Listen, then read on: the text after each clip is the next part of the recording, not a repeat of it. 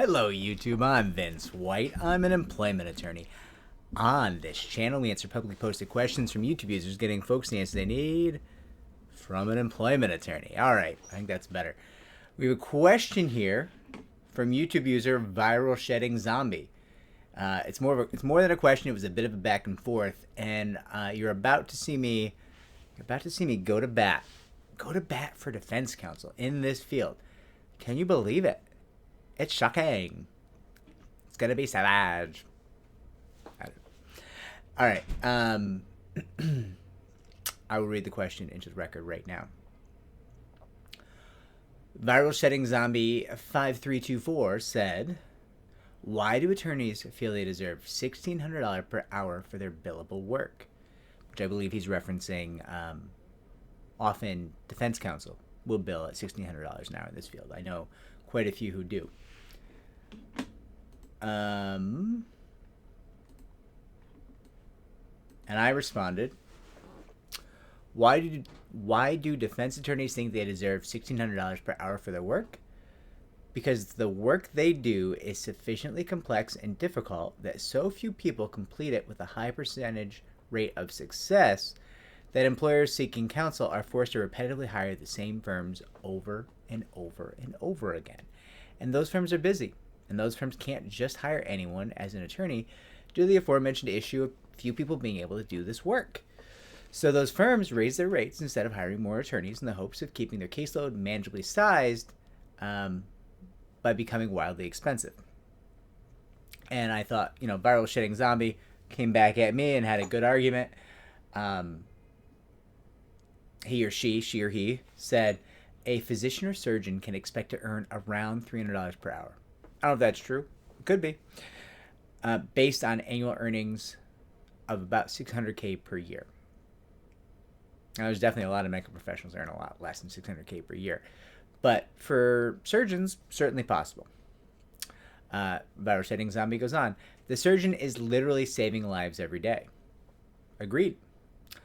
I'm just not seeing how any attorney can expect to charge 5 times the hourly rate of a surgeon. On the other hand, if an attorney wins a large settlement on a contingency basis, it is completely understandable they should expect to get a percentage of the loot.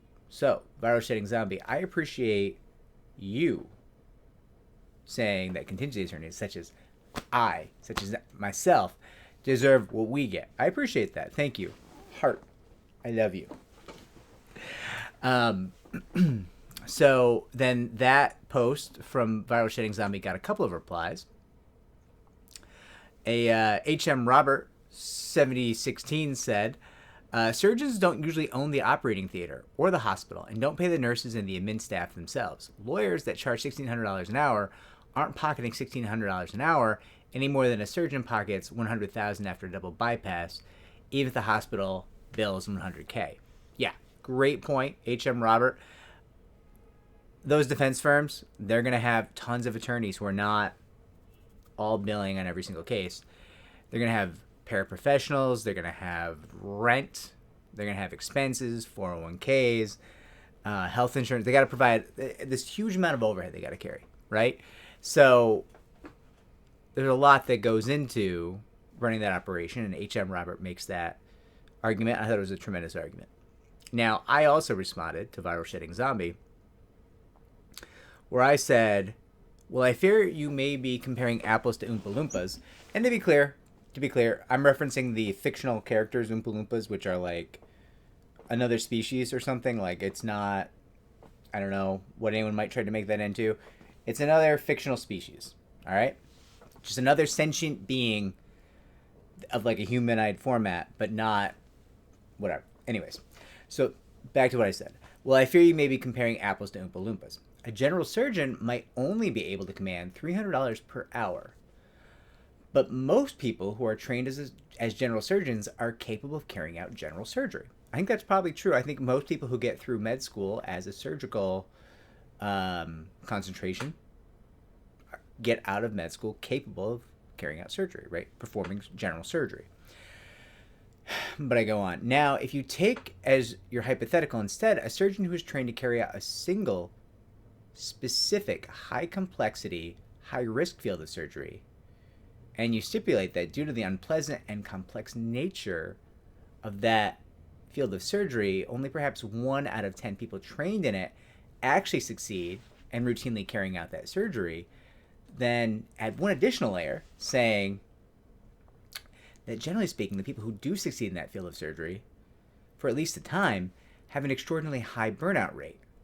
At that point, I think you're making a solid comparator to a defense attorney in this field, right? The burnout rate in this field is incredibly high. But back to what I said. I said you might imagine then that the surgeons who are successful in that specific field are far harder to come by. And so based on most economic models, would be capable of demanding a far higher rate of pay than $300 per hour. And in that second scenario, I would argue, is a better metaphor for the job of an employment defense attorney, and perhaps can better explain why an employment defense attorney can charge $1,600 per hour. So, think about it this way. Law school provides no value for litigation attorneys. I mean, listen, helps you pass the bar exam, and it's not nothing. But generally speaking, law school provides no value for litigation, and even less value for complex litigation. And they're gonna be, and right off the bat, some law schools like, no, we offer litigation clinics, we do hands-on, moot court, rah. All trash, complete junk.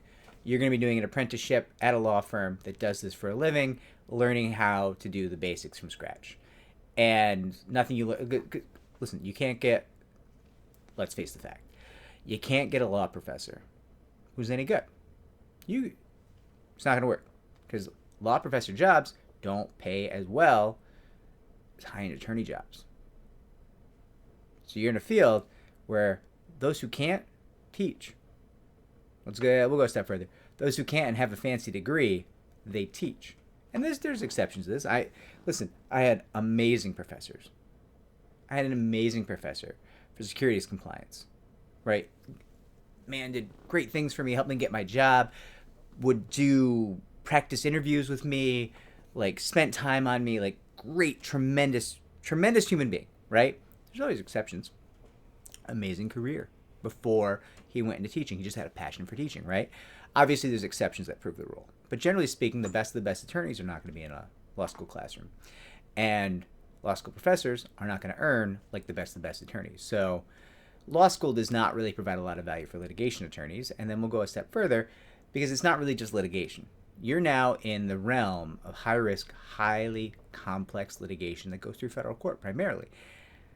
Boy, law school does not prepare you for that at all. So if you actually want to do this, you're going to have to either reinvent the wheel, teaching yourself, or you're going to have to work at a firm that actually does this day in and day out and do that for some time to learn the lay of the land, right? So that's a big investment. Also, keep in mind, and I mentioned it before, not everybody wants to be an employment defense attorney. I've had associates who quit being plaintiff side attorneys to go defense side, and, they asked me on their way out the door, do you think they're going to make me defend sexual harassers? Yeah, that's the gig.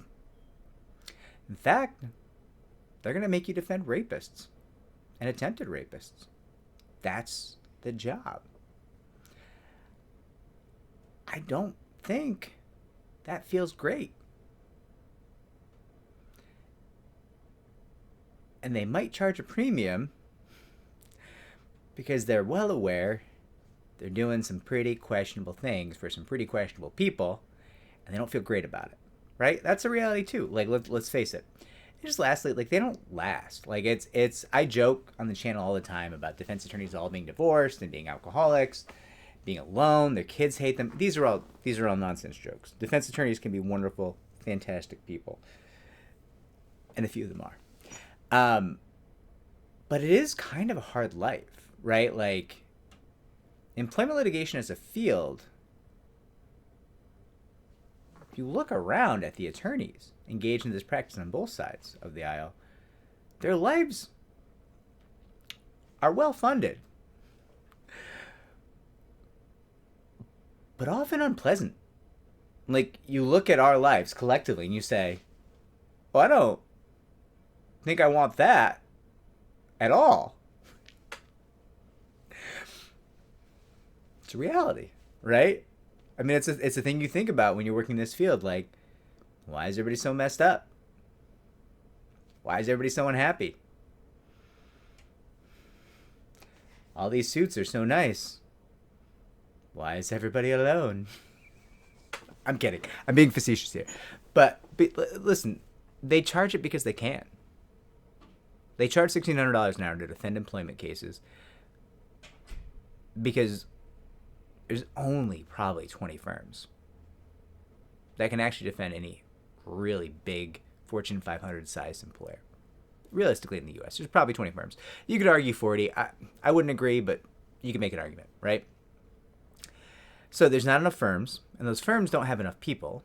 And these days, I suspect those people are starting between 260 and 280K as a first year. And let's be honest, a first year can't do much. Can't do much. Not that useful, right? So you got this huge load of apprenticeship of these first years and second years and third years that you're raising up to know how to do the work and potentially become partners someday. And all of that costs a huge amount of money. Building this giant operation to defend the actions of employers is not cheap. There's incredible amounts of work.